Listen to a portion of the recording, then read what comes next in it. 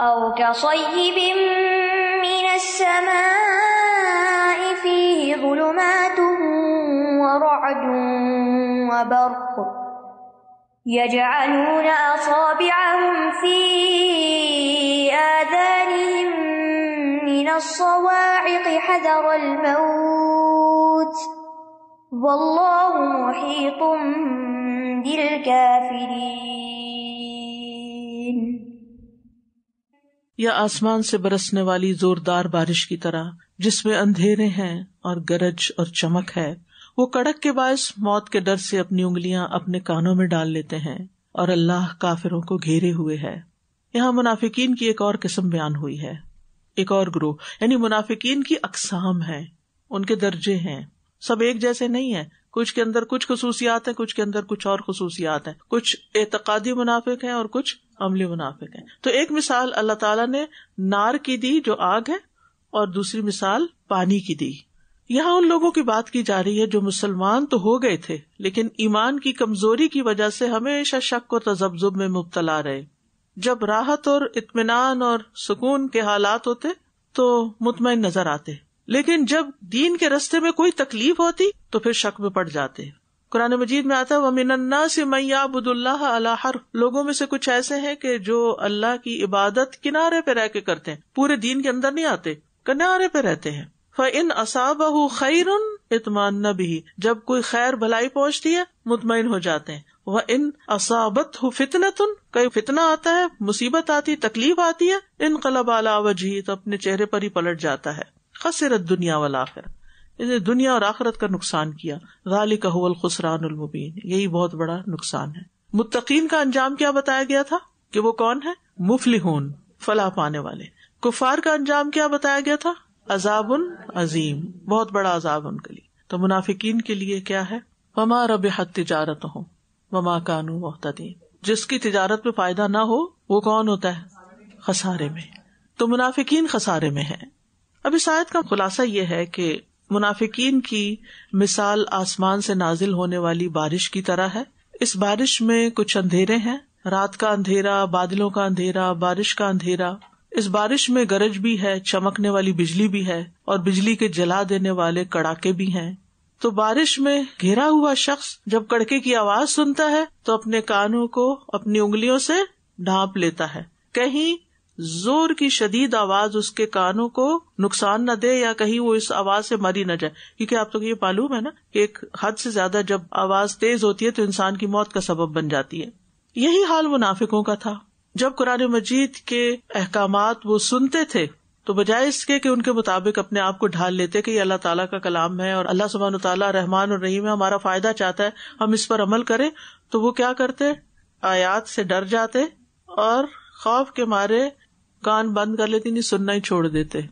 یعنی وہ کیا کہتے کہ ہمارا نہیں خیال کہ ہم اس پر عمل کر سکتے ہیں، یہ ہمارے لیے دس ٹو مچ، آج کے دور میں اس پر عمل نہیں ہو سکتا. یہ آج مسئلہ نہیں ہے، یہ کل بھی مسئلہ تھا، اس دور میں بھی تھا. کان پہ انگلی رکھنے کا مطلب کیا ہے؟ نہیں سننا. ہیڈ فون لگا لو، کان بند کر لو، ماں جو بولتی ہے بولتی رہے، ہمیں نہیں سننا. یہ تو ہر وقت ڈراتی رہتی. یعنی دوسرے لفظوں میں یہ کہ وہ قرآن کی تعلیمات سے منہ موڑ لیتے ہیں. منافقین کا یہ حال ہوتا ہے کہ سن کے سنی انسنی کر دینا، یا سننا ہی نہ سرے سے، یا پھر منہ موڑ کے چلے جانا. اللہ چاہتا تو پہلے گروہ کی طرح ان کی سماعت اور ان کی نگاہیں لے جاتا، ان کو اندھا بہرا چھوڑ دیتا. لیکن اللہ سبحانہ وتعالیٰ کا دستور ہے کہ اگر کوئی شخص کسی حد تک بھی سننا چاہتا ہے تو اس کو سننے کا موقع دیا جائے. کیونکہ یہ ذرا بین تھے نا، جب اچھے حالات ہوتے تھے تو یا آسان احکامات ہوتے تھے تو وہ لے لیتے تھے، وہ سن لیتے تھے، اور جب ذرا مشکل آتی تو چھوڑ دیتے تھے. تو اب الفاظ کو دیکھتے، او کصیب من السماء فیہ ظلمات ورعد وبرق. مفسرین کہتے ہیں کہ یہاں او واو کی مانند ہے، یعنی یہ نہیں کہ یا، بلکہ اور ایک مثال یہ بھی ہے. او کصیب، سیب کا مطلب ہوتا ہے بارش، یہ صوب سے ہے، صاد واو با، جس کا مطلب ہوتا ہے اترنا. اور بارش کو سیب کیوں کہتے ہیں؟ کیونکہ وہ اوپر سے نیچے آتی ہے. الم تر ان اللہ انزل من السماء ماء، کیا تم نے دیکھا نہیں کہ اللہ نے آسمان سے پانی اتارا. اور سیب موسلادھار بارش کو کہتے ہیں جو خوب برستی ہے، بکثرت نازل ہونے والی بارش. فیہ ظلمات، اس میں اندھیرے ہیں. ظلمت کی جمع، روشنی نہیں. رات کا اندھیرا، بادلوں کا اندھیرا، بارش کا اندھیرا. بارش کا اپنا بھی ایک اندھیرا ہوتا ہے. چاہے دن کو بھی بارش ہو رہی ہو تو کیا ہوتا ہے، آپ کے لیے ڈرائیونگ مشکل ہو جاتی ہے، بعض اوقات آپ کو اگلی گاڑی نظر نہیں آ رہی ہوتی. ورعد اور کڑک بھی. رات بہت شدید آواز کو کہتے ہیں، اور یہ اس وقت سنی جاتی ہے جب بعض بادل بعض سے ٹکراتے ہیں. وہ برق، برق چمکدار روشنی کو کہتے ہیں جو آسمان میں بادلوں میں چمکتی ہے. یعنی جو روشنی آسمان میں بادلوں کے اندر چمکتی ہے نا، جو بجلیاں چمکتی ہیں اور پھر کڑکتی ہیں اور پھر گرتی ہیں. تو مطلب یہ ہے کہ بارش جو ہے یہ ایسے ہی ہے جیسے آسمان سے قرآن نازل ہو رہا. جب بارش برستی ہے تو کیا اس میں صرف اندھیرا اور کڑک چمک ہی ہوتی ہے یا کچھ اور بھی ہوتا ہے؟ کوئی فائدہ ہوتا ہے بارش کا؟ اصلاً تو فائدہ ہی ہے، بارش فائدے کی چیز ہی ہے. لیکن جو کوتاہ نظر ہوتے ہیں وہ کہتے ہیں وہ موسم خراب ہو گیا اور سارا کیچڑ ہو گیا اور ڈرائیونگ مشکل ہو گئی. آج ویدر بڑا، یعنی کچھ لوگ بارش کو یا برف کے برسنے کو خراب ہی سمجھ. اگر بارشیں نہ ہو تو پھر کیا کہتے ہیں، پھر اپسیٹ ہوتے ہیں. بارش نہیں ہو رہی، پودے مر رہے ہیں اور خشک سالی ہو گئی ہے، پھر پریشان. اگر کسی سال سنو فالنگ ہو ہی نہ تو وہ سال اچھا نہیں سمجھا جاتا. سمجھتے ہیں کہ اس میں فائدہ ہے، لیکن وقتی جو تکلیفیں آتی ہیں اس کو برداشت نہیں کرنا چاہتے. تو یہ کیسے ہو سکتا ہے کہ آپ کسی چیز سے صرف فائدہ ہی اٹھائیں اور آپ کو اس سے کوئی تکلیف نہ ہو؟ لیکن چونکہ ان کی عقل پوری طرح کام نہیں کرتی، اس لیے بارش سے آنے والے فائدے ان کو نظر نہیں آتے، صرف جو وقتی ظاہری مشکلات ہیں وہ نظر آ رہی ہوتی ہیں، ان کا رونا روتے رہتے ہیں. ابن القیم کہتے ہیں پس وہ وحی جو اللہ آسمان سے دلوں پر اتارتا ہے، اللہ سبحانہ وتعالیٰ نے اس وحی کو اس پانی کے ساتھ تشبیہ دی ہے جو آسمان سے زمین پر اترتا ہے اور اس کے ساتھ زمین کو زندگی ملتی. بارش کیا کرتی ہے؟ زمین کو زندہ کرتی ہے. تو قرآن بھی دلوں کو زندہ کرتا ہے. اب بارش جب اترتی ہے تو اس میں اندھیرے بھی ہیں. اب یہ اندھیرے کون سے ہیں؟ یعنی قرآن اتر رہا ہے، بیچ میں کوئی ایسی چیزیں بھی ہیں جو پوری طرح سمجھ نہیں آتی، اور وہ کون سی آیات ہوتی ہیں؟ متشابہات. یس. تو بعض مفسرین نے ظلمات کی تفسیر متشابہات سے بھی کی ہے. ٹھیک ہے، یہ منافقین کے لیے دلچسپی کا باعث ہوتی. وہ کہتے ہیں یہ کیسا قرآن ہے، ہمیں الف لام میم کا ہی مطلب سمجھ نہیں آیا. ان چیزوں کو بہانہ بنا لیتے ہیں. قرآن کی وہ آیات جن کے بارے میں بحث مباحثے سے منع کیا گیا ہے وہ ان کے پیچھے پڑے رہتے ہیں.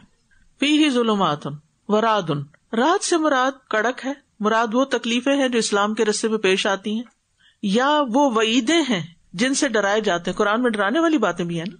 تو جیسے بجلی کڑکتی ہے تو آپ ڈرتے ہیں نا، ایسے ہی کچھ احکامات پڑھ کے آپ ڈر جاتے ہیں. ٹھیک ہے، مثلاً قرآن میں آتا ہے ان اللہ جامع المنافقین والکافرین فی جہنم جميعا، بے شک اللہ منافقوں اور کافروں کو سب کو جہنم میں جمع کرے گا. ایسی آیتیں سن کے ڈر بھی جاتے ہیں، کہے پھر کیا ہوگا ہمارا، پھر تھوڑی دیر کے بعد دوبارہ وہی کچھ کرتے ہیں. تو منافقین آیات کو اپنے لیے موت سمجھتے ہیں یا خوف کا شکار ہو جاتے ہیں. اور برق سے مراد جو چمک ہوتی ہے جس سے بادلوں کے اندھیرے میں بھی زمین پہ روشنی ہو جاتی ہے، ایسا ہوتا ہے جیسے سورج نکل آیا ہو. کبھی آپ نے ملاحظہ کیا ایسی روشنی؟ اس سے مراد وہ آیات ہے جس سے ایک دم دل خوش ہو جاتے ہیں، جس میں اللہ کے وعدے ہیں، جنت کی بشارتیں ہیں، اور ایسے لگتا ہے دل روشن ہو گیا. یا کوئی ایسی چیز ہوتی ہے جو ہمارے دل میں کنفیوژن ہوتی ہے، ہمیں اس کا جواب مل جاتا ہے تو دل خوش ہو جاتا ہے. لیکن یہ اس روشنی کو دیکھ کے بھی آنکھیں بند کر لیتے ہیں، یعنی اس سے بھی فائدہ نہیں اٹھاتے. مومن کا رویہ کچھ اور ہوتا ہے. یؤمنون بالغیب، یؤمنون بما انزل الیک وما انزل من قبلک، وہ ایمان رکھتے ہیں اس پر. لیکن منافق وہ اس کو نہیں مانتے. قرآن پڑھنے کو، سمجھنے کو اپنے لیے مشکل کام سمجھتے ہیں، سننا نہیں چاہتے، عمل نہیں کرنا چاہتے، اندھیروں میں رہنا چاہتے ہیں. اور اگر کہیں کچھ سننے کو مل جائے، یجعلون اصابعہم فی آذانہم من الصواعق حذر الموت. صواعق صاعقہ کی جمع ہے، بجلی کا ایسا کڑکا جس پر پڑے اسے ہلاک ہی کر دے. اور یہ بجلی سے نکلنے والی آگ بھی ہوتی ہے جو درختوں پہ گرے تو کیا کرتی ہے؟ جلا دیتی ہے. یا گھروں پہ بھی گرے. کچھ عرصہ پہلے آپ کو معلوم ہے نا کہ ایک گھر پہ ایسی بجلی گری تھی جس کی وجہ سے سب گھر والے جل گئے تھے. تو چونکہ اس میں ہلاکت بھی ہوتی ہے، موت کا بھی ڈر ہوتا ہے. جیسے جہاد کی آیات ہے تو اب ان کو اگر عمل کریں تو کیا ہوگا، جائیں گے تو ہو سکتا ہے مارے جائیں وہاں. تو پھر یہ بہانے سوچنے لگتے ہیں کہ اب نبی صلی اللہ علیہ وسلم بلا رہے ہیں کہ چلو تبوک کے لیے نکلو یا کسی اور جنگ کے لیے نکلو. تو پھر یہ کیا کرتے تھے؟ بہانے کرنے لگتے تھے تاکہ کسی طرح ہم جانے سے بچ جائیں, ہمیں کوئی قربانی نہ کرنی پڑے. یعنی ایسی آیات سن کے یہ شتر مرغ کی طرح اپنی آنکھیں بند کر کے سر ریت میں دے دیتے ہیں کہ گویا ہم نے سنا ہی نہیں.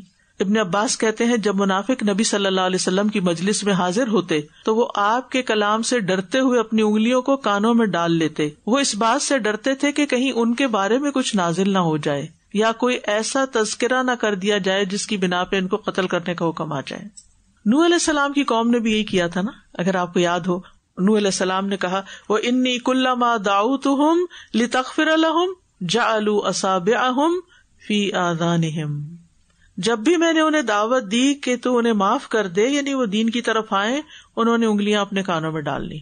یہ اس چیز کے لیے مثال ہے انگلیاں کانوں میں ڈالنے کی, یعنی کہ ہم وی آر ناٹ انٹرسٹڈ, ہم نہیں سننا چاہتے.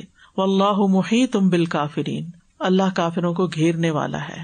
یعنی ان کی یہ احتیاطی تدابیر, آنکھیں بند کر لینا, کان بند کر لینا, قرآن کی مجلس میں حاضر نہ ہونا, نبی صلی اللہ علیہ وسلم کے پاس نہ جانا, اس کو نہ پڑھنا نہ سننا, تاکہ نہ سنے, نہ کوئی ہمیں تکلیف ہو, نہ پریشانی ہو, نہ ہمیں کوئی قربانی کرنی پڑے. تو وہ سمجھتے ہیں کہ اس طرح ہم امن میں ہیں, ہم بچ جائیں گے. لیکن کہاں تک بچیں گے, کب تک بچیں گے؟ کیا اللہ سے بھی کوئی بچ سکتا ہے؟ واللہ محیط بالکافرین, اللہ کافروں کو خوب گھیرے ہوئے اور ان کے کرتوتوں کا پورا پورا بدلہ ان کو دے گا.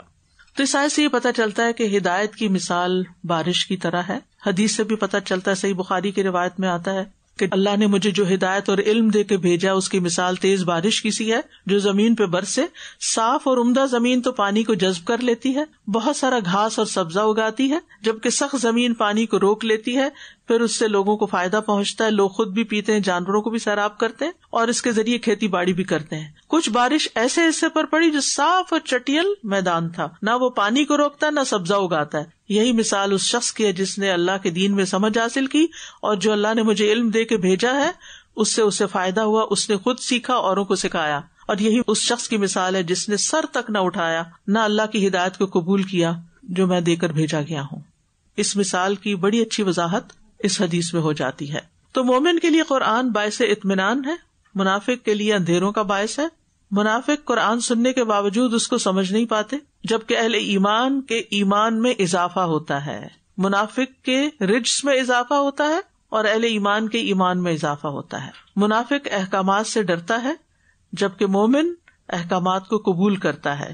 منافق پہ احکامات بجلی بن کے گرتے ہیں, نماز کا حکم بجلی بن کے گرتا ہے, روزے پر اس کو اعتراض ہوتا ہے, زکوٰۃ کے اوپر اس کو شکوک و شبہات ہوتے ہیں, اس کو اپنے مال کی چٹی سمجھتا ہے. تو منافق بارش کے فائدوں کی بجائے نقصانات کو دیکھتا ہے کہ یہ کیا مصیبت آ گئی, اور مومن جو ہے وہ خیر پر نظر رکھتا ہے کہ وقتی طور پر یہ سب ہو رہا ہے, بادل بھی چھٹ جائیں گے, اندھیرا بھی چلا جائے گا, بجلی کی چمک بھی, اور یہ سب کچھ چھٹ کر پھر کیا ہوگا, فضا بھی صاف ہوگی, آسمان بھی نیلا نظر آئے گا اور زمین بھی ہری بھری ہو جائے گی اور سب سیراب ہوں گے. وہ اس کو رزق سمجھتا ہے. تو مومن اور منافق کے نقطہ نظر اور نگاہ میں بھی فرق ہوتا ہے.